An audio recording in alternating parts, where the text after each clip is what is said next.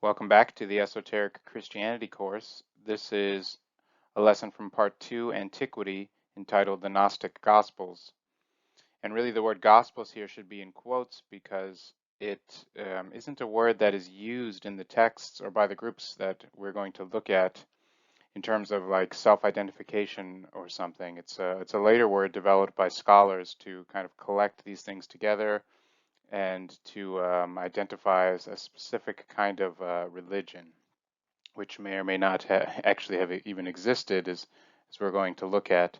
And so the word Gnostic actually should also be in quotes because this term has become increasingly challenged, especially recently, as to its actual historical accuracy and the usefulness in using it to talk about these ideas that we're going to look at. But we will get into that.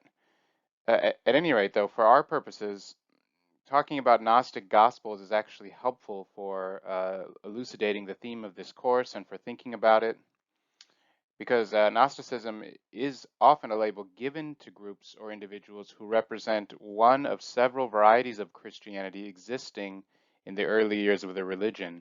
And it's these ideas and these kind of alternative streams that we're really trying to get at here with this course. So what is this?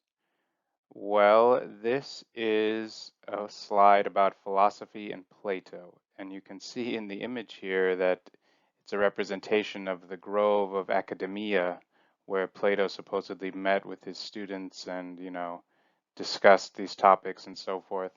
But in order to talk about Gnosticism, we actually have to start here with Platonism, and we must talk about philosophy, but especially this Platonic philosophy and also later Neoplatonic strands of philosophy. Because in this stream of philosophy, especially, philosophy and the practice of philosophy can be understood as a kind of mystery teaching, as a path or as a way to attaining true knowledge and true wisdom, often involving ritual actions and rites of initiation. And this word initiation and this idea we looked at already, especially in the Esotericism 101 lecture.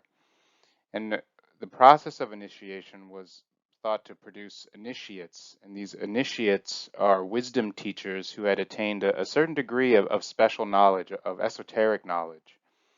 And this idea of knowing esoteric things, of having access to special knowledge, this is important for Gnostic groups and these texts that are sometimes identified as Gnostic. Uh, this theme is quite prevalent in them, and this theme also comes up again with the later esoteric Christian thinkers that we're going to look at. So according to Plato, real philosophy was preparation for death. The true philosopher should have no fear of death, according to Plato and other Greek thinkers who insisted that initiation as part of the mysteries was largely concerned with the significance of death. And so sometimes in these rites of initiation, you frequently find mock rituals of death or sacrifice or some connection to death being involved, preparation for dying, something like that, that this was actually what philosophy was about. And it was through this meditation on death or through this experience of death prior to death that somehow granted a person the right to hear specific teachings or to know them, or a kind of intuitive revelation of these esoteric teachings. And the way I've sometimes thought about this is, death represents the boundary between worlds. So, when a person meditates, they kind of trick their body into thinking it's going to sleep, and sleep is just kind of one step away from dying, like it's no longer thinking, the breathing is slowing down, it's not moving, all the things we associate with living. That if you can sort of artificially bring yourself closer to the state of death, and sensory deprivation is maybe another example of this. That's somehow this experience gives a person insight or access to a different kind of knowing or a different kind of archive of information that exists, beyond the pale.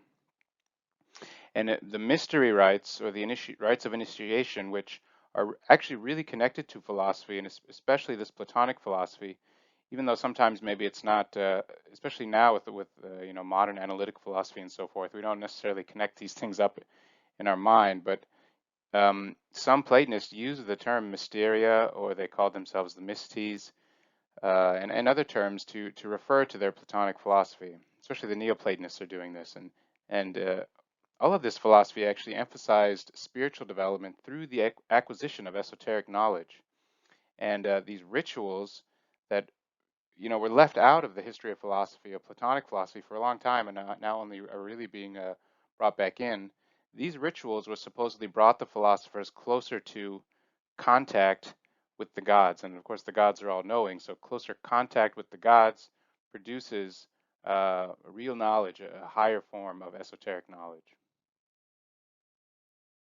And I bring a quote in here from Plato's the Phaedo, or about the soul, to illustrate what I'm talking about. This text, of course, is famously concerned with, what is a soul, and what are its qualities, and does it exist, and so forth. And this quote really draws out the point I'm trying to make here about the importance of this kind of philosophy as a mystery teaching. So I'm just going to read this. Quote, "Those who have introduced us to the initiation ceremonies were not men of trivial worth, and they have hinted from long ago now that those who arrive in the realm of Hades uninitiated, and not having participated in the ceremony, will find themselves lying in the mud, whereas those who are cleansed and have taken part in the ceremonies will, from the moment, live among the gods, because, as they say in the mysteries, many thyrsus bearers, but a few real mystics. And in my view, it is these mystics who are the true philosophers, and like whom I tried to be as best I could during my whole life," end quote. And I think that's a quote from Socrates speaking in the Phaedo, if I'm correct.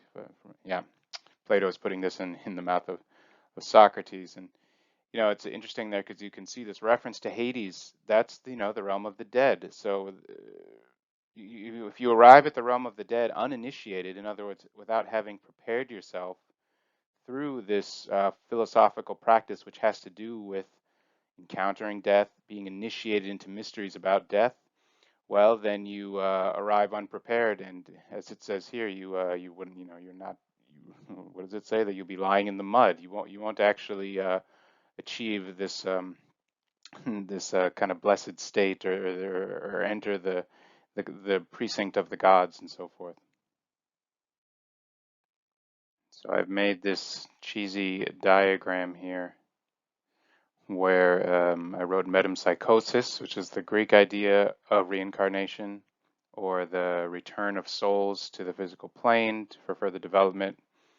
I put this at the top, and I also put the Arabic term al-tanasuk, because this term also is taken up, or this concept is taken up and identified with this Arabic word in the reception of Neoplatonic ideas within Islamic philosophy, and we're going to get to a little bit of that as well. It's a crude diagram, I apologize, but just so you get the idea here, that you see this sort of line in the middle represents time, and this squiggly line that's going in dips, this is the soul as it, in the process of metempsychosis, or al-tanasuk, as it reincarnates and returns.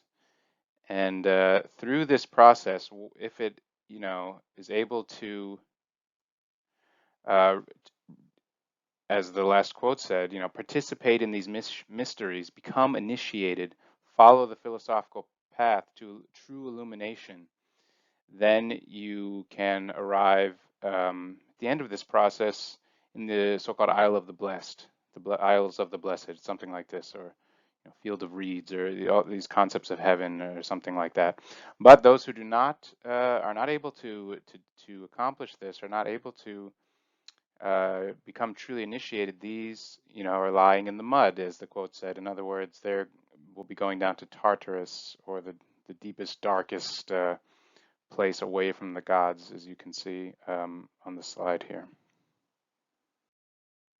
Just to drive this home a little bit, just to show you how deeply embedded this is in Platonism and Platonic philosophy specifically, this is like the famous example. Everybody knows about this, obviously, but it's not always thought about in terms of Gnosticism, I don't think. So I wrote up here that this Plato's Cave analogy is the OG of Gnosticism.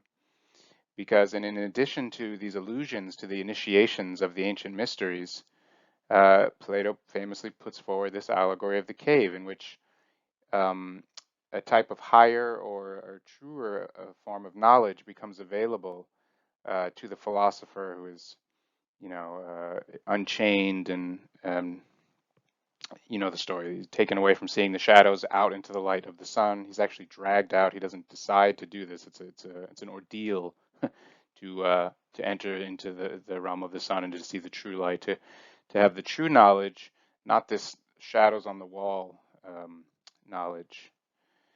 So this I just wanted to highlight here as the kind of really a basic foundation for the idea of Gnosticism. And we're going to go now into Gnosticism proper, some of the texts, some of the groups that were found, especially the Nashar Codices. In addition to that, I mean, even recently, more and more things have been found. For example, the Gospel of Judas was found rather recently.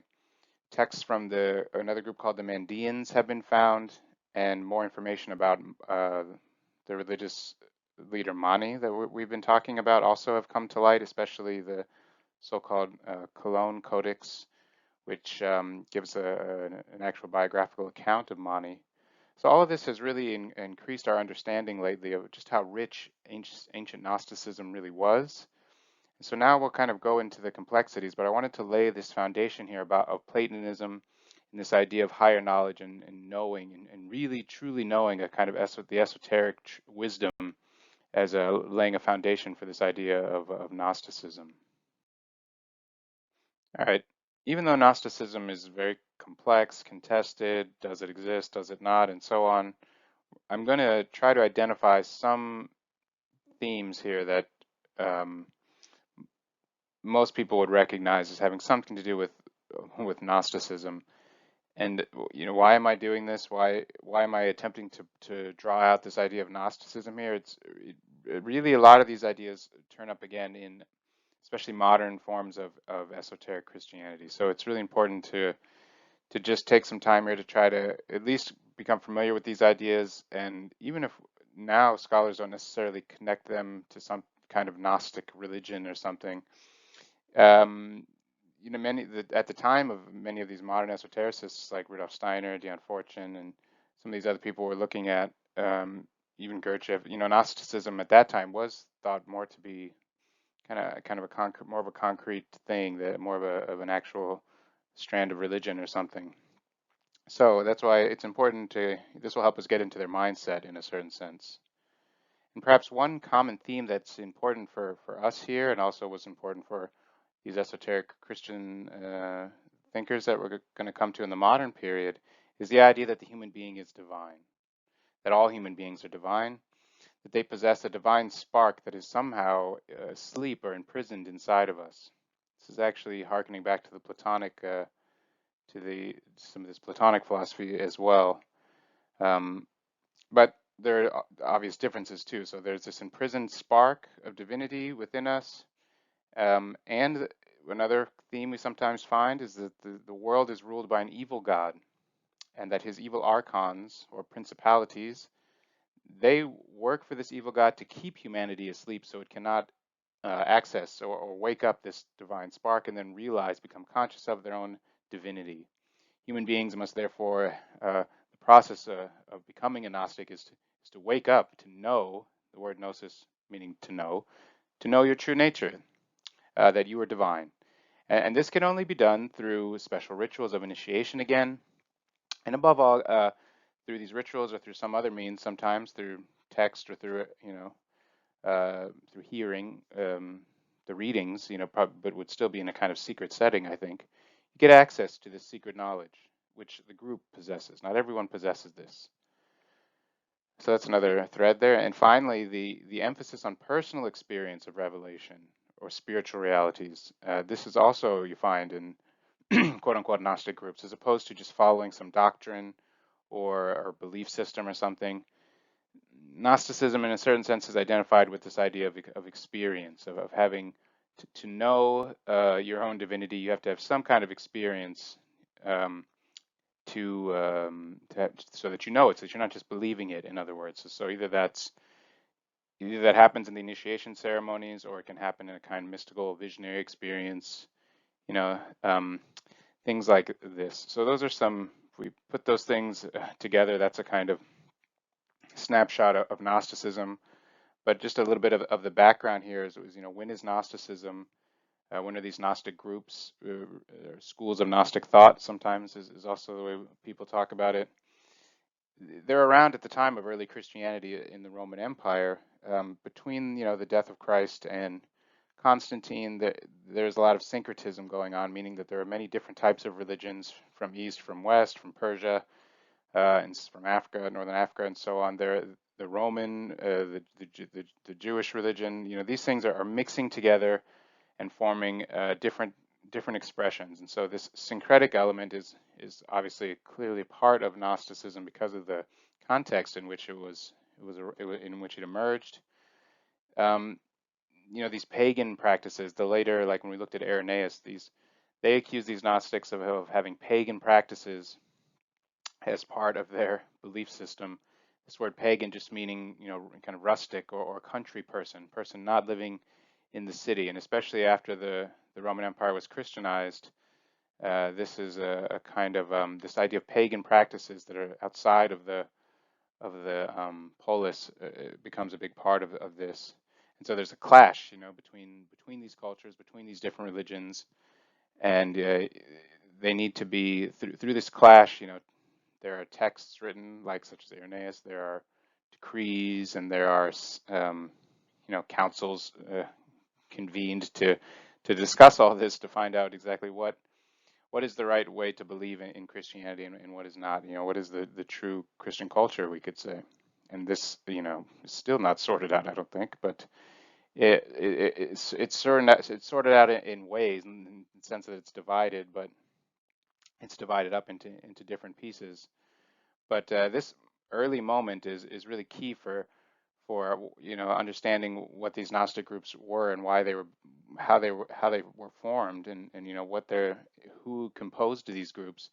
And again, when we look at the later esoteric Christian thinkers, a lot of times you find this idea that somehow Christianity has been corrupted, and that it is the true way, it is the the reality, but that it was corrupted by one church or another, or by one ruler or another. And so therefore that you have to get back to this earlier time, these earlier forms of Christianity.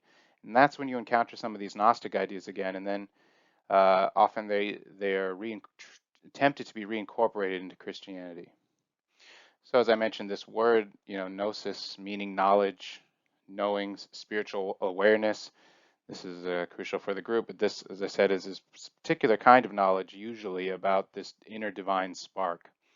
And you definitely find this in the 19th century, people trying to approach spirituality, whether Christian or not, just any kind of esotericism, going for this divine spark within idea. And like the Theosophical Society, for example, they get really interested in Hinduism, or religions, different religious traditions in India, because you can frequently find, they frequently thought they found this idea there, that a human being is an expression of Atman, and has this Atman within them. Yes, so salvation through spiritual awareness is doctrine of the Gnostics. Just finishing up the slide here. And there's another aspect of this which I'm not going to get into, about Gnosticism, its connection to the Hermetic tradition. We're not really talking about Hermeticism here, but I mentioned it briefly in my Esotericism 101 lecture, I believe. But this is thought to be a religion coming from, or a religious prophet or teacher coming from Egypt, whose ideas were spread throughout the Roman Empire. So there's this Egyptian connection as well. But I'm not going to go into the Hermeticism thing here, even though it is relevant, and especially now. People do not, in the past, Gnosticism and Hermeticism were conflated, but now they're kept, for the most part, separated. But when we get to, for example, Pico and Ficino and Plethon and these kinds of people a bit later, especially in the talk on Pico, we will definitely have to go into, or on Ficino, pardon me, there we'll definitely go in more into this idea of Hermes Trismegistus and Hermeticism.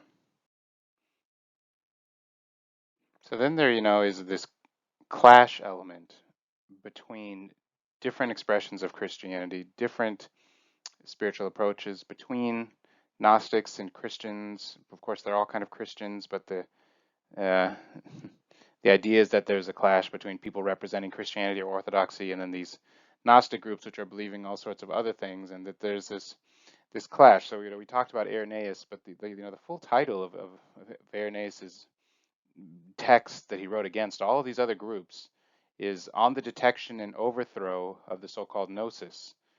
Another way it's sometimes translated, On the Detection and Overthrow of Knowledge, Falsely So Called. So this final phrase, knowledge falsely so called, it's a quotation, a reference to the quotation from Paul in 1 Timothy, where there's an admonition there against this quote unquote knowledge falsely so called, end quote.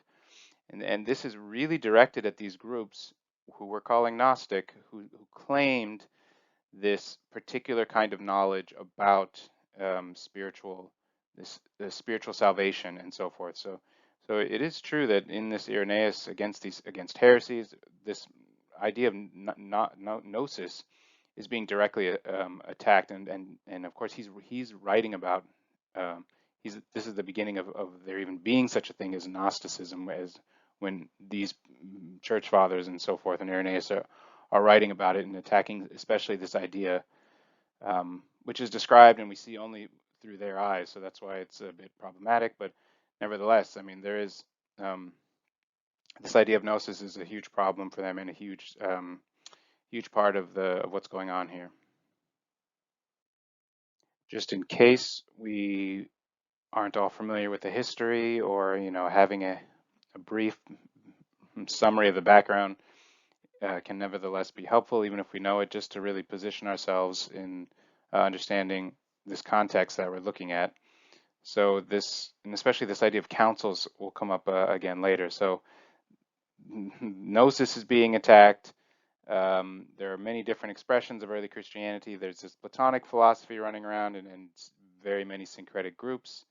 And so the famous story of when Constantine converts to Christianity, he then Christianizes the Roman Empire, and this is the story that eventually leads to the canonization of the books of the New Testament. So famously convenes this Council of Nicaea in 325, in which he invites all these different bishops, and he says to them, work this thing out. Which ideas do we accept and which do we not? What is Christianity, according to the story?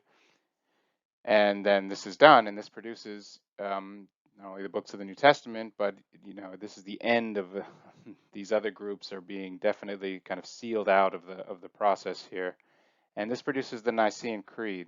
And the Nicene Creed itself is a kind of effort to root out Gnosticism, especially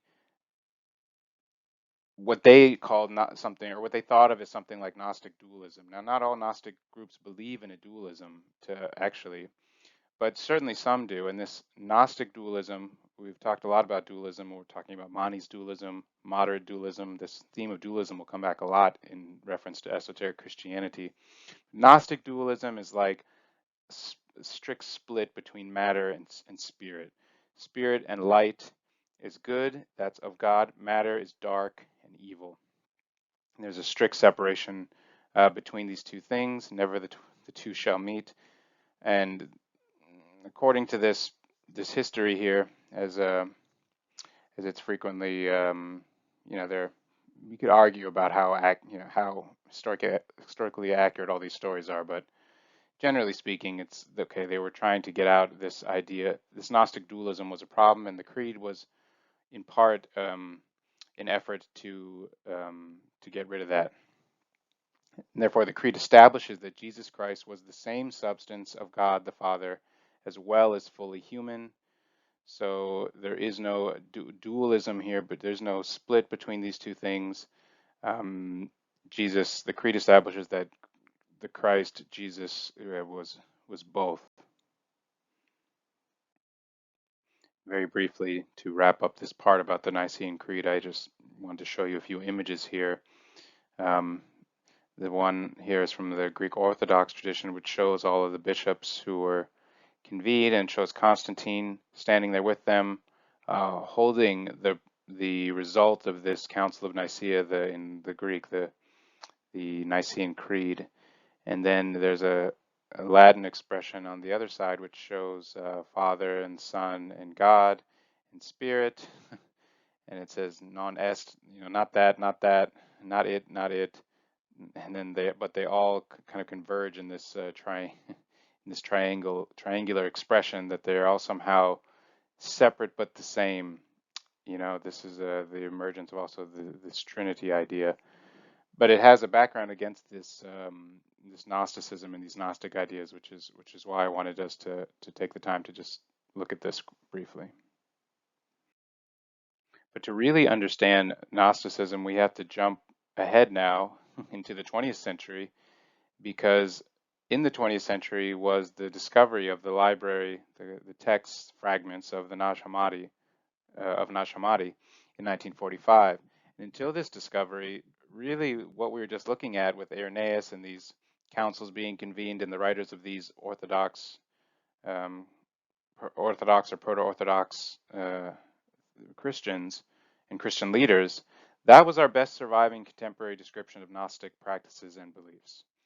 So even when we look at the esoteric Christian thinkers of the 19th century, they were mostly reading those guys, and there were fragments, there were some texts. It's not like there wasn't anything, but this discovery in 1945, so-called Nashar Codices, these are mostly Coptic texts from the early Christian centuries, around the same time actually, and this is actually one of the most significant, most important finds in archaeological history, some people would say, and I would tend to agree with that, because prior to this, there was really no way to read the texts of Gnostic groups and schools of Gnostic thought, read their texts. We had to rely almost entirely on these Orthodox and proto-Orthodox Christian leaders, but finally in 1945, there was this trove of texts hidden clearly, and then had been hidden just to save them, and now they had been found. So now we could actually read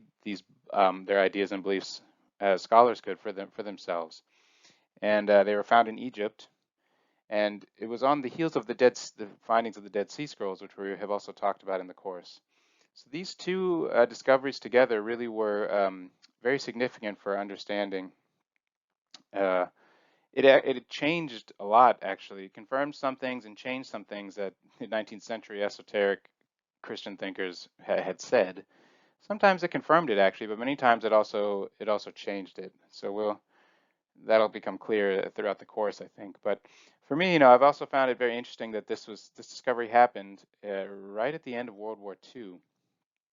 So this is really like a turning point in history, in the religious history here, and in history of the West, because I don't think that the discovery of these texts has really still fully been integrated into Western psyche. The one problem is that they're difficult to read. There's only fragments, and so there's still like ongoing work in terms of making them available to the public. But even up to this point, I mean, they've had a significant impact. You can go and get a book called The Other Bible or the Gnostic Bible. When I was teaching in these courses on Intro to Religious Studies, I would hold up this other Bible to the class and be like, "What's this other Bible?" Is the Gnostic Bible. So it's like, what is one to do with all of these texts now? And World War II is ending. These texts are found, and perhaps the science fiction writer Philip K. Dick, himself a kind of esoteric Christian. He called himself a Gnostic, or he kind of struggled with, was he a Gnostic or just a Christian? But he was definitely interested in these Gnostic ideas, in esoteric Christian ideas. And he said once that the finding of these texts was like the releasing of a mental virus in the West. That the world was never the same after these texts were found, that just by opening them, like you can imagine, when the tomb of King Tut was opened or something, and supposedly this, like, whatever was in there was let out, a curse, and the people got sick, or it's kind of legendary. Some of it happened. I don't quite know the story, but it's an idea like that. Like these texts contained some kind of mind virus, he called it, a mental virus that they were lost here and hidden away. And then in 1945, they're found and open and released this virus. It's a positive virus, also, according to Dick. But interesting idea to think about. It is significant how much has changed, especially like the connection between Gnosticism and science fiction. Um, you know, just think of The Matrix or something. Like after 1945, these things start to become part of the culture. But what? Just to mention briefly, what are in these? What exactly was found? What are the contents of some of these texts? Well, they talk about initiations, actually, mystery initiations, similar to with the Platonic stuff I was pointing out. They found new gospels, stories, in other words, or narratives, recounting different parts of the life of Jesus that were not in the canonical texts, that were not in any other text for that matter. Sometimes you could find them in other branches of Christianity or in different Islamic groups and so forth. And as I mentioned before, even since then, another text was found in the so-called Gospel of Judas, which has a totally other reading of Judas and what he did. In this reading, he ends up being like in on the whole plot and kind of the most pious follower of Christ, the most the most closest to him for being the one to commit the evil, making this sacrificial act, and so on. So it's like a reversion of this other narrative of Judas that goes all the way back through European history and through the Middle Ages, and as being the evil the evil one under the thumb of Satan or something. So that's interesting. It also sheds a new light on some of the Pauline material, and really the most important thing it did is we only had this limited understanding of Gnosticism based on the writings of these Christian leaders, and now finally this revealed just how diverse these groups really were, just how diverse early Christianity really was. Even the finding of these things is rather mysterious, and it's really even that's quite interesting. And I don't know the background, but I know some scholars who work on Gnosticism, and it's quite a debate over what exactly happened, who found these. So there's even the origins are a bit shrouded in mystery, and if you're interested, you can go look it up. But there's a kind of like standard narrative of how these were found, and then there is a bunch of other inconsistencies and strange details. But this is supposedly the person who found him, this farmer named Ali, standing next to his mother, and he supposedly found the texts while he was out in the field or out in the desert or something, and then brought them back and didn't know what they were, and supposedly like his mother even used some of the fragments of the text as burned them as in the fire for like kindling or something. Just an example of how they actually look. This is another reason why the work on these things is ongoing. It's not easy. Even trying to interpret these things comes with its own set of problems, and people can contest this and that. And that's the actual picture of them there, and you can see on the other image here of the kind of state that they're in. So they have to be, it's fragments really. They have to be pieced together. They have to be combed over and tried to, to strain to try to read them and put them together. So it's not an easy task.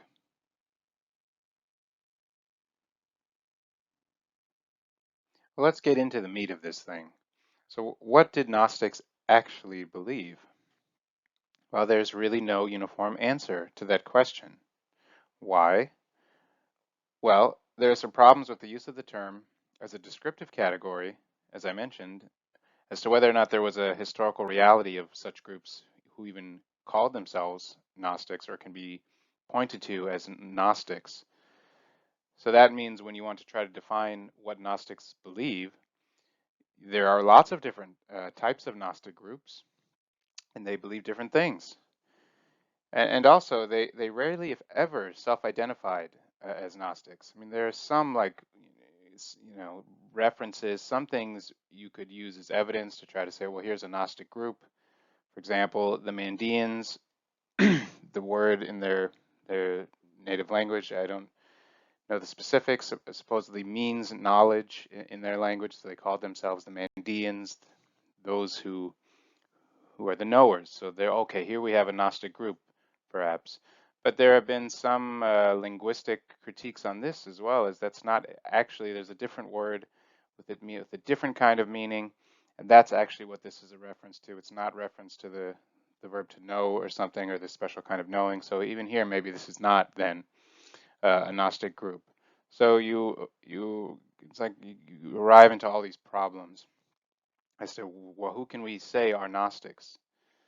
The Christians, the Christian leaders, they were the ones who said these groups were called Gnostics, or they pointed to them as using this term as Gnostics. They didn't say Gnosticism, but they called them Gnostics. So this is a term, a label given to them by their detractors. And so again, if you're trying to find what did they believe, what did they call themselves? Did they think of themselves as Gnostics, or is this just their detractors using this label on them, kind of smearing them with it or something? That's the problem. That's the question here.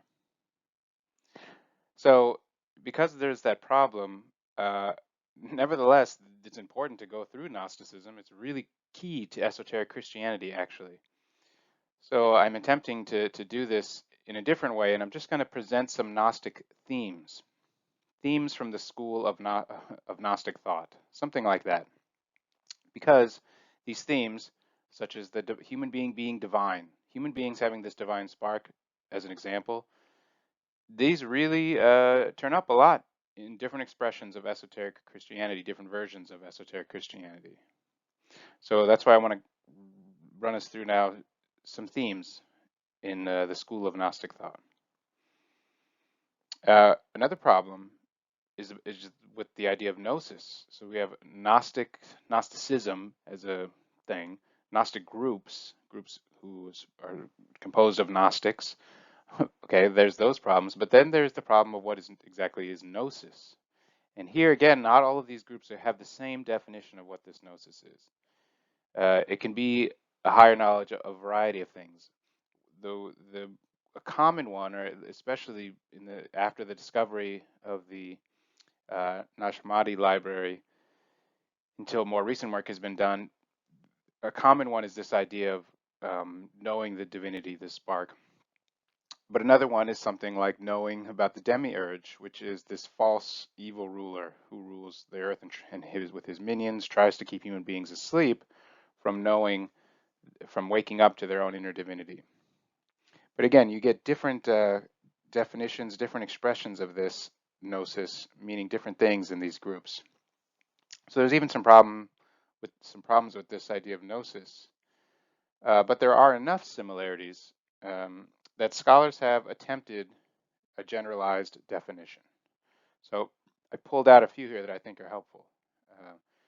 One scholar defines gnosis as, quote, individual revelatory experience of the ineffable God. So I think that's so in this one, the experience part is there, as I mentioned, rather than belief or doctrine. It's revelation. It's a visionary quality to it. And in this case, Gnosticism is you're having because if God is ineffable, it cannot be described in words. So you're having some kind of knowledge of a revelatory experience of that a reality, and your connection to it, I would add. And this is the inner divinity part. Like another example that's pointed to a lot, which you might know, is Carl Jung famously said, I do not need to believe in God. When an interviewer asked him, he said, I do not need to believe in God, I know. And this is referencing, again, this experiential dimension that he somehow had some experience that gave him this knowledge of God, that he didn't need to believe in it. So I mentioned another scholar of esotericism, Dr. Hanegraaff, in a previous lecture in his book, Esotericism in the Academy. So in this book, he describes, it's either in this book or in an article, I can't remember, but his definition of gnosis is also interesting. He says, quote, gnosis emphasizes the total inadequacy of discursive language to describe God, and also gives us instead idealized narratives of how it has been attained by exemplary seekers, end quote. These exemplary seekers are the initiates. So, of course, Gnosticism as a discrete religion did not exist, as we mentioned. Even the idea of Gnosticism as a school of thought, as I'm trying to present it here, is problematic and difficult to properly delineate, mostly because the so-called Gnostic groups were so diverse. The character of their Gnostic knowledge was often different. And the way that such knowledge was achieved, the means by which they attained this gnosis, this also varied significantly across geographical regions, but also across history. So in other words, the notion that all Gnosticism despises matter and the body, for example, this Gnostic dualism, this is not exactly correct because some groups did not necessarily have the same belief as did not articulate it quite like that. So there are a lot of these groups.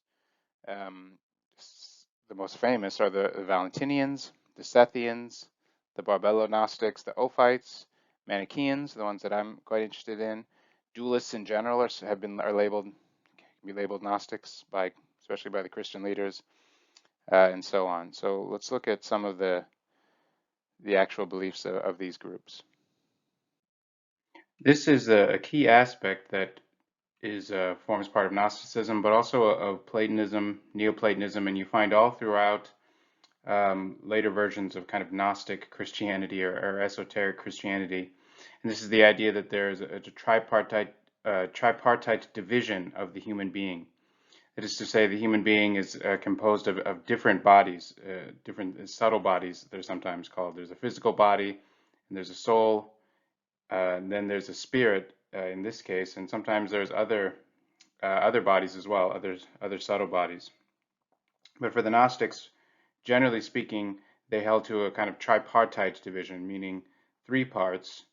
That is to say, the pneuma body, which is pneuma being the Greek word that we use for spirit. Now, this is the highest body, and it's the highest aspect of the human form, the human being.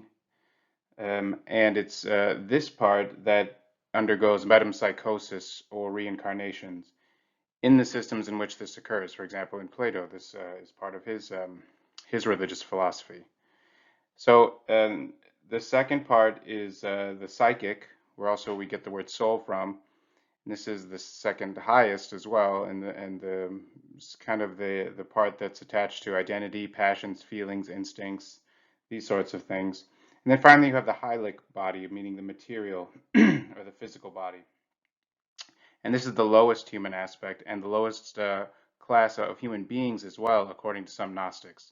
So in addition to this tripartite structure of an individual human, they also divided classes of human beings, meaning of the whole human species, into these three classes, with the pneuma humans at the top, and these are like basically the Gnostics, the spiritual enlightened ones who are aware of Metm Psychosis, aware of other things, aware of like esoteric knowledge. Then you have the psychic class of humans, and these are like somewhere in the middle beneath that, maybe have some kind of awareness, but are probably in the most part ruled by their psychic body, meaning their passions, their emotions, and sort of stuck in this sphere. And finally, the lowest class is this hylic or material humans, and these are humans that have like no kind of connection to a higher psychic state, for that matter, nowhere near the pneuma state. And so this, of course, for the Gnostics would constitute most humans, actually, and this is the sort of hylic or materialistic humans. I'm basically running through themes that these groups share, while also at the same time telling you about some of these groups in terms of their background, their differences, and so on. But these common themes, the ones that I picked, are the most crucial for understanding Christianity, in my opinion, especially with these later expressions of it, the modern expressions of it. So one group is referred to as the Sethians, and again, you find versions of this theme in different ways amongst different groups, but in the Sethian expression of it, there is this trope of the serpent is actually being good. The serpent in the Garden of Eden, that is, that giving human beings this knowledge of good and evil was actually a good thing, that the serpent was actually working for the humans to give them this gnosis against this demiurge, this evil god who was trying to keep them asleep. Why are this in this group? This is a central component of the belief system of this Sethian group. Why are they called the Sethians? Because they focus on the third son of Adam and Eve. So Adam and Eve had Cain and Abel. When Cain slew Abel, it's kind of cryptic passages and other texts someone could look at with the story of what happened after that. Well, it's something like an angel gave another child to Eve called Seth, a kind of replacement for Abel, and that the Cain lived on, of course, and was banished and had his own progeny, and this was seen as a kind of evil stream of humans, I suppose. Whereas this Seth, this replacement for Abel, this Seth stream, this was the representative of a divine kind of savior progeny. And it was this Sethian stream to which these Gnostics claimed they belonged to, that they were attached to the progeny going back to Seth. And they sometimes glorified the serpent as liberator of humanity. And the serpent, what is it here? Is it Satan? Is it the devil? Is it Lucifer? These divisions will become important later as well, but this notion here that the serpent is representing freedom, let's say it's Lucifer, that's what I would want to connect it with for my purposes, because 19th century esotericists and 20th century, and well, actually just all through the early modern and modern period, Lucifer became this symbol of freedom, rebellion, and so forth. So here you find something kind of like that with this idea of the serpent being the liberator in the garden, freeing Adam and Eve from this like mental prison, ignorance in a certain sense. And so this, for the Sethians, the serpent function, had this role in their mythology, in their system. And there was another group called the Ophites who had a similar idea about the serpent being the serpent as liberator. And there are some elements of apocalyptic Judaism in these groups as well. This is the like how do they know these things? They have these revelations that knowledge is unveiled to them. This is part of it as well. And also, baptism, ritual baptism is another important part of it. So that was the Sethians. Now I want to talk about and introduce the Valentinians, as well as the Apocryphon of John, which some of what I talk about next is coming from this text. This text is a key example of a Gnostic text that includes many of the elements that we would associate with Gnosticism, especially Gnosticism as a form of religion, as it was talked about in the 20th century and as it was written about during that time. The text is also written as a form of revelation that the author has received.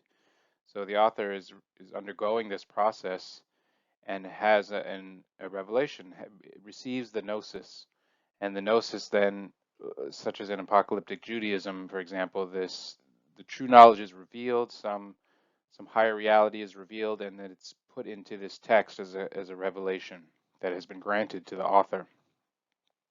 So then the Sethians are arguably the earlier phase of Gnosticism, let's say in the 1st century.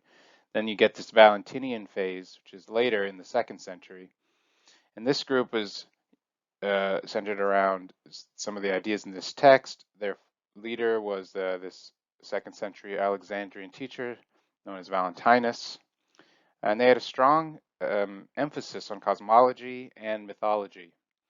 And it's here that we find most of our most familiar themes of Gnosticism together, such as the idea of an evil ruler, the demiurge, evil creator god, sometimes called Yaldabaoth. Here we also find the mythology of Sophia and the fall of Sophia, Sophia meaning wisdom in Greek. Here you also find the archons related to the fall of Sophia, and so forth. So these Valentinians, though, seem to have functioned more like a church as opposed to an actual secret group, such as, say, the Sethians. So it's more, so there's similarities between the two. This is again why there's a problem with calling them both Gnostic or not. I mean, some people would want to argue that these Valentinians were one expression of early Christianity among many others. Gnostics, like the Valentinians, asked big what-if questions. They philosophized on broader, abstract problems such as, where do we truly come from? How was the universe created? What is the true nature of evil? This kind of thing. And the answers to these questions for them required this gnosis, this process of receiving gnosis. And this gnosis was actually representative of the personal connection between the human and the divine. This personal knowing of the divine as opposed to faith or doctrine or something. This enabled access to the true gnosis, to the answer to these kinds of larger questions. And how did you then acquire how did you acquire this gnosis? Well, through study, through meditation, but also through initiation. And I'll talk about that a little bit more. There were actual rituals sometimes. It wasn't just praying or having access to these ideas or something. Often there were actual rituals involved, visualizations and so forth. But it also, study and meditation was related to ascetic practices. So this was also definitely part of it. But the acquisition of gnosis, once you started to undergo this process, this actually awakened or ignited the divine spark within, granting reabsorption into the cosmic pleroma. This is the way you hear it talked about in this secret book of John and Valentinians and so forth. The pleroma, it's like, and to some extent, we could say like the Father God or the ineffable Father God, something like that, but it's specific. It means the fullness, or literally, the fullness of God, all of the aeons plus God, aeons, different spiritual beings ruling over different ages, all of this together, like the source, this is the pleroma. And so gnosis was acquired through awakening this part of you related to this pleroma and sort of reabsorbing into it, realizing you already are one with it, but it's like realizing you are one with it. This allowed for the acquisition of gnosis, which could then be presumably applied to answering these larger questions. But I imagine they're answered more in the terms of visionary experience. Let's run through this Gnostic creation story related to the Valentinians and the secret book of John and so forth, because here we'll find many of the ideas that are most commonly associated with Gnosticism as a religion, as a religious expression. And they have this different mythology, different creation story. Of course, the idea of the aeons comes in later in modern esotericism as well, so we want to talk about that. So in this creation story, God is the source of everything that lives and everything is good. But the material world and all that human beings experience in it, this is filled with suffering and death. And yet the spiritual world of light is filled with divinity and goodness, the material world filled with darkness. So here is this classic Gnostic dualism that was so problematic for these early Christian leaders such as Irenaeus, that with the Council of Nicaea was partly involved in rooting this out of Christianity. And here we find it actually.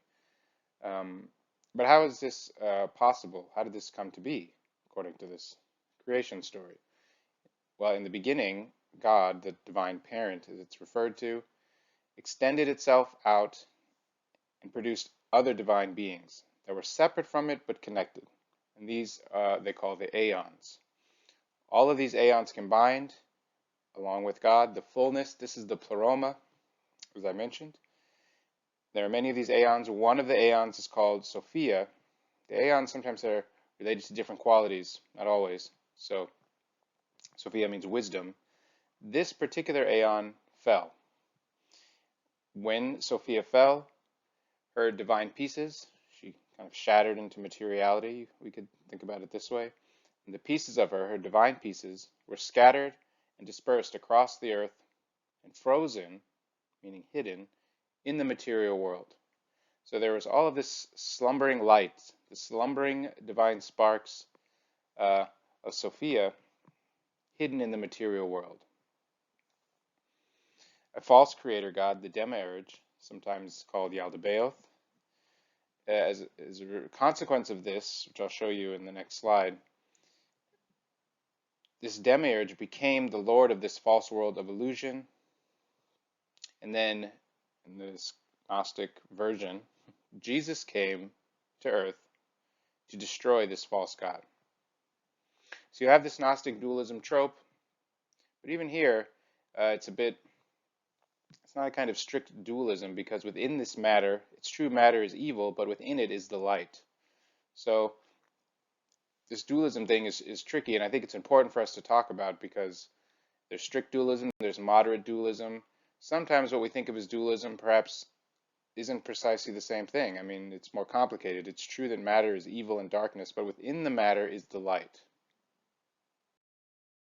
You can see it a little better in this diagram. This is taken from classic book of we're collecting the Gnostic text and explaining it. And provides this diagram where you can see the parent on the side here, the realm of light we see here is the good side, where you find the parent, the fullness, the pleroma, the divine parent is on this side. Then you get these 10 aeons. You can see extruded out of this divine parent, this so-called first principle. Christ is also related to these aeons. And you can see here the different stars. You see the different kind of angels, I suppose. And then you see these stars, the different aeons. And one of these stars, the bottom here, it says Wisdom Sophia. And this is the one that falls and breaks through the barrier here, I suppose, into the realm of darkness. In some of the Gnostic texts, I'm not sure if it's this one, it's because she falls in love with humans, something like that. There's a few different accounts of why she falls. I think one is that she actually cares about humans and falls in love with them, or something like that. And the response of this action makes her fall. She's split into scattered, her divine pieces are scattered, as I mentioned. And as a kind of like reaction to this, a consequence of this Yaldabaoth, or this craftsman, evil craftsman, is created as the ruler of this world, this realm. This world is created this way. This 365 rulers that you see there, these are the so-called archons. These are like the henchmen of the demiurge, meant to keep human beings asleep to their own divine connection to the Sophia. And then up at the top there, where it says Act 3, just like an illustration, it says Genesis, in the book of Genesis, about Adam and Eve. And as I already described about Cain, this is the Sethians also share this. Cain representing the non-Gnostics, and the Sethian line representing the Gnostics. But it's interesting here at the bottom, you can see this, it says Heavenly Savior, and it goes around this to come in. The role of Jesus is actually to subvert this whole thing and enter into this drama, essentially, and as the Savior, and bring all the Gnostics home. I think you can already see many elements of just that very brief overview I went through of one Gnostic creation account. Many elements in modern esoteric movements, modern occult movements, the so-called New Age movement, stuff like this, all connected to whatever esoteric Christianity is. And of course, part of this course is trying to figure out what exactly we mean when we say esoteric Christianity. Do we just mean a more mystical understanding of the faith within Christianity itself, within some, I don't know, authorized denomination or so forth, or orthodox? you just have a deeper mystical understanding. I don't think so. I think part of it is definitely bringing in beliefs that fall outside of the uh, orthodox understanding, and some of those beliefs uh, perhaps were held by Gnostic groups, and so the idea of divine sparks, some of this dualism stuff, I think is important. So I'll leave that all aside for a second, but I think you can already will be able to see some of those ideas in whatever you know about esoteric Christianity now. Another one that is going to be important for especially the Steiner talk that I do later, and some of these other sort of theosophically linked esoteric Christians, Theosophical Society that is, also turns up in Gnosticism, and I just want to bring that in here. And this is the idea of, so we've looked at the creation story, but there's this, which is a reinterpretation of that, reinterpretation of the serpent's role in this, and a reinterpretation of Adam, actually, that I want us to look at here briefly. And this is the so-called androgyne Adam. Now, like with all of these ideas, it's interesting because sometimes you can find versions of this, perhaps not so so imaginatively outlined within, say, Catholicism or Eastern Orthodox Christianity or something. One thing that perhaps these esoteric Christians do is expand on these things based on their own revelation, right? Based on their own revelatory experiences. So we have the account of Adam in Genesis. We have the Orthodox understanding. I think if you ask someone, I don't know, on the street, or someone maybe who's not a Christian, or who is, but not in any who doesn't study it per se, they would know the story about, Adam and Eve being created from the rib of Adam, this kind of thing. But the Gnostics talked about it in a different way, as that the original human was an androgyne, was both of these genders, was Adam and Eve put together, actually. And not only that, it was somehow connected to the creation itself. So there's this like differentiation process happening. But the primal human, the first human, is usually talked about in terms of an androgyne. And this picture in the middle here is from a illuminated manuscript from the Middle Ages, where perhaps it's hard to say they have some kind of understanding of this, because if you look at it, it looks like Adam and Eve are the same being in this picture, and that, okay, God is extracting Eve out of Adam by his rib is a more exoteric way to think about it. But of course, when you think about in an exoteric context, someone being created out of the person's rib, what does that look like exactly? I mean, I think here you can see it's two beings being divided into one being. This dividing process is also reinterpreted in the Gnostic, and very important in some Gnostic texts, and talked about in terms of, like, this is the creation of evil, not because woman is evil or something like this, as we just saw with Sophia. In that sense, this goddess Aeon has a crucial role. But here it's something like the division of the genders from a unity into a binary is related to the origins of evil. I'm not going to go too much into it, but I just want to flag this this idea also found in Gnosticism, because in Steiner and the Theosophists, this androgyne Adam is really important, and they talk about it a lot. And who knows to what extent, I'm going to talk a little bit more about Byzantine Christianity in the Steiner lecture.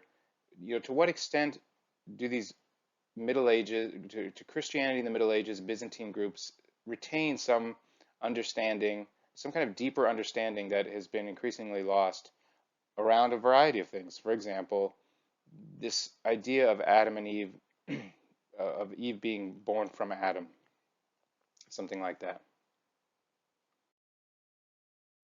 Here's just one more example to take a quick look at of um, one of these is later, that even in the Renaissance period, perhaps early Renaissance, you find artists depicting it this way of like, here's Eve being extracted from Adam. It's just that these Gnostic groups and these esoteric Christian thinkers have a whole other layer of interpretation to this. It isn't just the rib story or something, or it's not so simple as the two beings being separated like this. But even here, clearly we see there wasn't like Adam and Eve, that somehow Eve is part of Adam.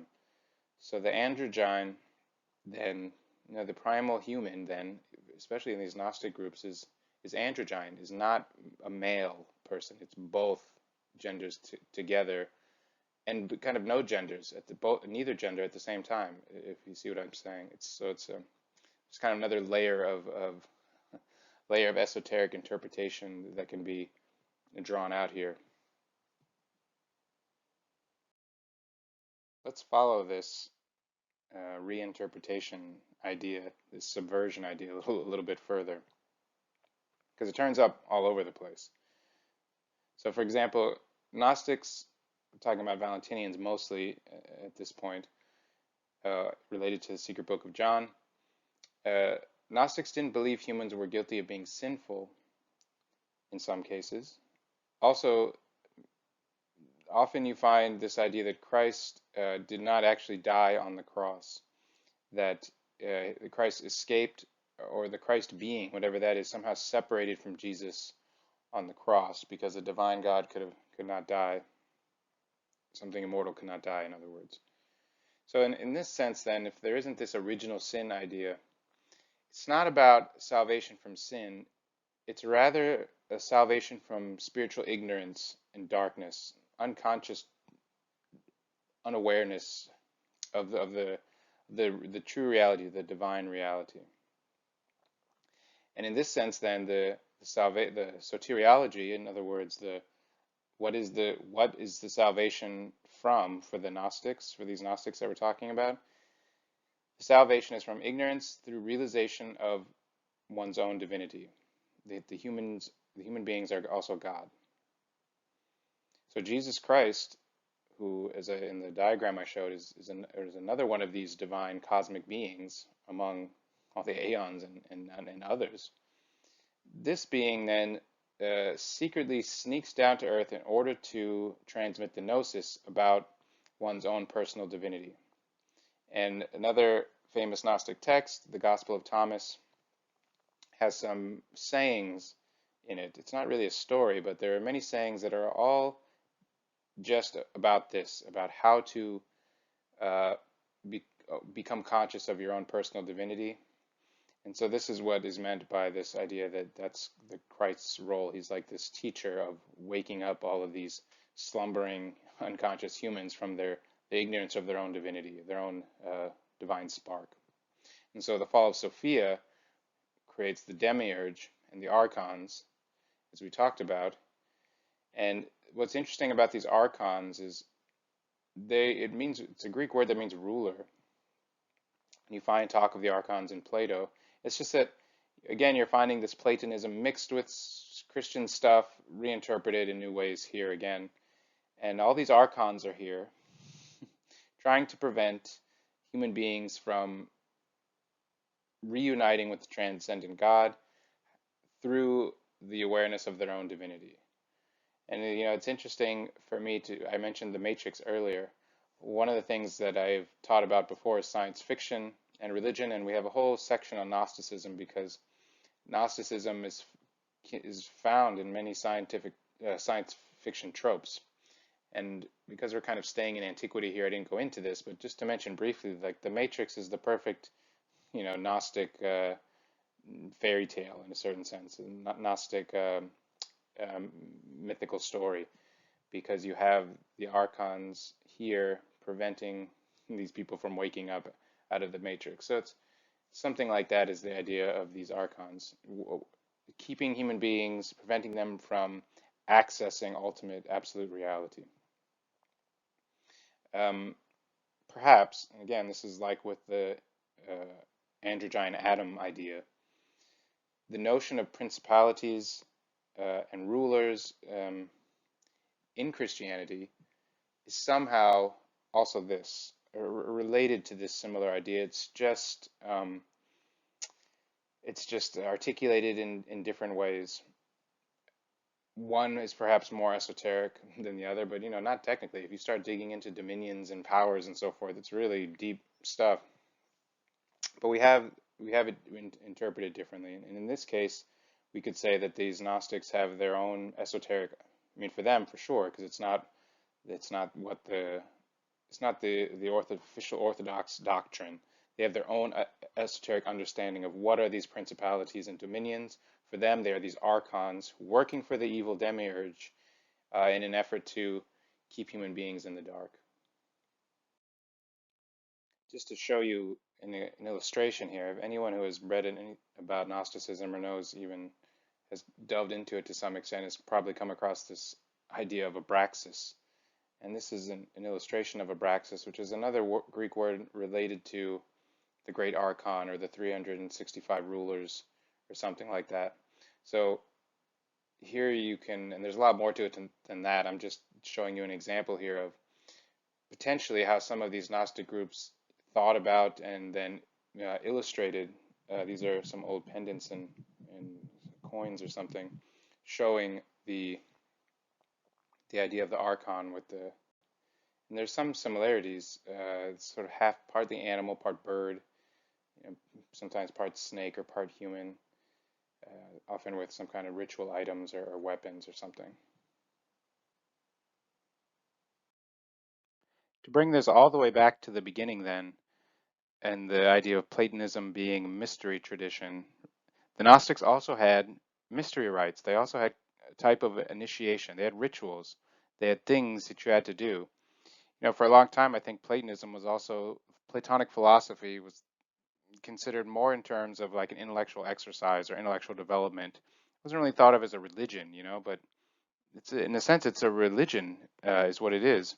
And it involves rituals, and there's things you had to do. And the same is, to a certain extent, true of Gnosticism. That Gnosticism was perhaps thought about more in terms of a religion, but in terms of beliefs, certain kinds of beliefs, and wasn't focused so much on practice and especially rituals, like what did these people actually do. And it turns out they did have rituals, and they did have rites of initiation, and especially recently you can read more about this. And as far as I can tell, the kind of rituals they had were related to obviously these Platonic mystery rites, these Greco-Roman rites, but they also were influenced by this Hermetic literature that I just briefly mentioned, but we didn't go into. This coming from Egypt. So you have this Egyptian influence and this Greco-Roman influence. But of course, the Roman Empire is absorbing Egyptian religion and Egyptian mystery cults all through this period. So this syncretic process, this syncretic context, is also part of Gnosticism. And it's something, like this, that we talked before about death, about meditation, about getting closer to death, that somehow bringing yourself closer to your body or something, thinking it's dead, plays a role in the rite of initiation, this encounter with death before you actually die. And it's something similar here with these Gnostic initiations, because one of the things they were doing there is the academics refer to it as incubation. You might have heard of it in another way, sometimes called temple sleep. This is something like where a person goes to a temple, goes through a ritual in a sense of initiation, like a secret ritual. And in part of this, they go in there to sleep. They go to the temple to sleep, and something is supposed to happen to them. But it's not just sleeping. It's incubation. You're like putting yourself. It's like in a womb. You're putting yourself in the temple in a womb-like state, and this can be done through meditation. You're also ingesting substances can be part of this, because if you take a slightly poisonous substance to hallucinate or something, this also is poison, so your body think maybe it's dying. All these things like bring up this artificial death. And the sleep, of course, is the closest one can get to death. And if we're to believe all these esoteric thinkers who are exploring throughout this course, they almost all of them have some idea that like when you're asleep, some part of you leaves your body, whether it's the spirit, the pneuma part, or the psychic, the soul part.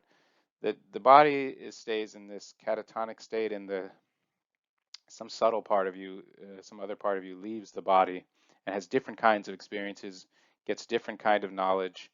And this, as far as I can tell, I think this is something like what was going on here. We don't really know what they were doing, but as far as we could, partly because they were secret and partly because we only a limited amount of text, but it seems to me that something like they were doing is for sure related to incubation, but it's something like the person goes there through this to sleep, to go into this state of this incubation state, and as they're doing that, they're led on basically a kind of guided visualization by other members of the group, maybe a hierophant, maybe a leader of the group or a priest, or just like the other members or something. And that the Gnostics were doing this. So if you imagine someone being in this catatonic state and then hearing this guided meditation, visualization, this was part of the process to undergo the initiation for the Gnostics. And it was very cosmic, actually. And this is, again, brings in this interesting science fiction connection.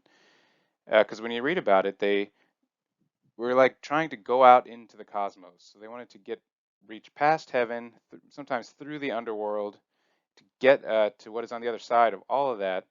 And it's basically like you enter the cosmos and you enter the stars. And there's different ideas about different stars, different portals to go through related to different stars, and this sort of thing. And it's through this meditation process, this incubation process, that they cultivate the vehicle in which to do this, which is sometimes referred to as the light body. And so you cultivate this light body, which is like a more conscious vehicle to use when you're in this incubation state to travel around the stars, basically. It's like the Jetsons or something. It's your own private UFO that you're making, a thought form UFO related to a subtle body. And you shed these intellectual layers of self and worldview. You go into this incubation state and you're led on this visualization. And this is how you receive the visionary experiences that, I mean, the way they talk about it, these basically, it is true there's individual experiences, but they kind of confirm the beliefs of the group. You know, like you encounter the figures in the mythology, maybe you encounter Sophia, things like this. So you encounter the elements of the system of the group, but in this visionary experiential mode while you're in this incubation state. To a certain extent, we can also place the Manichaeans in the list of Gnostics, and the Manichaeans are also placed there. Then I mentioned the Mandeans as well. But the Manichaeans I'm focusing on a lot in this course. They're also just interesting for me personally, especially in relation to modern esoteric expressions of Christianity, which I've found in Steiner, in the White Brotherhood in Bulgaria, in some of the Neo-Cathar movement. So I'm really interested in tracking down this Manichaean expression in esoteric Christianity, or this Neo-Manichaean part of it, because I don't think it's very well known, to be honest.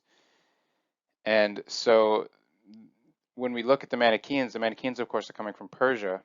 So I'm going to end on a kind of going left field here for a second, might seem, but I think it's important for us to realize that these Gnostic groups are not only groups that we might talk about as schools of Gnostic thought, are not only happening in the Greco-Roman world or something, but they're also happening in different parts of the world. And you find these Neoplatonic ideas especially go into Islam and Sufism and different strains of that religion in really interesting ways that actually I think has a connection to esoteric Christianity as we find it in the West.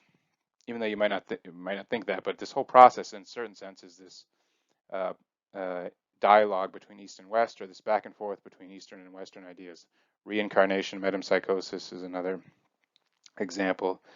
And so within this Islamic context as well, there are groups that can be considered Gnostic, especially in early expressions of Shi'ism. And that's what I want to just end on here with this slide here I'm showing you. Is the word golat means extremist, but not extremist like in the sense of violence or something, but extremist in the sense of going too far with the Shia. Shia means follower of Ali, and some elements in the early Shia movement were said to have gone too far with their um, interpretations of Ali, their reverence for Ali, things like this. And these are referred to, I'm not sure if by themselves or only by their detractors again, but as gulat, meaning they're too extreme with their devotion to Ali, something like that. But what's interesting about this is they believed that Ali and his family, the Al Bayt, this whole group, that they were actually divine beings incarnated in the flesh. And because they were divine beings incarnated in the flesh, it was also possible for the followers of the Ahl Bayt, the family of the Prophet and Ali, also to attain divine state in their life. So they're also to be divine, as a human also to be divine, in other words. This is one of these Gnostic ideas that I want you to think about. And there's more than that. The group also possessed complex cosmology filled with angels and demons. Not exactly like the Valentinian stuff I was showing you, but their own version of their own esoteric expression of something similar, of a cosmology, of a creation story, and the way spiritual realities work now. They also had elements of Tanasuk, or reincarnation, this Metm Psychosis. This also was a part of it, and some of it is strikingly similar to these other Gnostic cosmologies. So one scholar of Gnosticism, Dylan Burns, he has said that the term Islamic Gnosticism is something of a misnomer, but it is nonetheless clear that especially the Gulat and other Shia groups, such as the Alavis, they were products of the same Syrian Mesopotamian religious milieu of the 1st century CE, in which the Gnostics, Manichaeans, and Mandeans freely exchanged and developed ideas among their Jewish, Christian, and Muslim contemporaries. It's the end of a quote there, but he's pointing out that it's not just limited to this Greco-Roman within the Roman Empire or something, that there's actually this whole religious landscape. This is very syncretic, and there's some of these ideas are circulating through all of these groups. And I want to bring this in because later, especially in the Byzantine period, with the so-called Great Heresy and when Byzantium falls and the Eastern Roman Empire finally falls and so forth, I think some of these ideas circulate back in, and that's how we even get something like esoteric Christianity now. And of course, the story of Platon and Ficino is the at least legendary moment in history where this happens, which we talked about which we are talking about in the Ficino episode. And the Gulat, you can sort of happening out there, in the East, quote unquote, in the East, and they deified Ali. And even though, according to some sources, Ali didn't like this and even killed some of them for trying to say he was God or something. But they have a trinity of Ali, Muhammad, and Salman al-Farsi, who was one of the early Persian followers of the Prophet. They also had a form of sacrament that they practiced. They believed, and they still do apparently, in the form of the Alavis, who are still in Syria. They believe in this idea of Metm Psychosis, or transmigration of souls. And Ali supposedly had several preparatory incarnations. And it's very similar, especially with Steiner, how the story of Jesus and the Christ had these also preparatory incarnations in order to become the Christ. Of course, all of this, what I'm talking about here, is very controversial, and the Gulat have been attacked by both Shiites and Sunni throughout history. But it's important because they contain Christian elements of the Armenian variety and have even been described as nominal Christians by some scholars. So the inclusion of elements of metempsychosis in a Christian context can be, but is not always, a characteristic of esoteric Christianity. So I wanted to show that, there are certain things that we can say esoteric Christianity has and quote unquote orthodox or non-esoteric Christianity has. This metempsychosis this idea of reincarnation is a pretty key one, actually. And just as a side note here, as I'm ending, some of these groups also even have said that there are two Christs and that there are two Jesuses, and Ali is one of them. So we'll end it there. Thank you.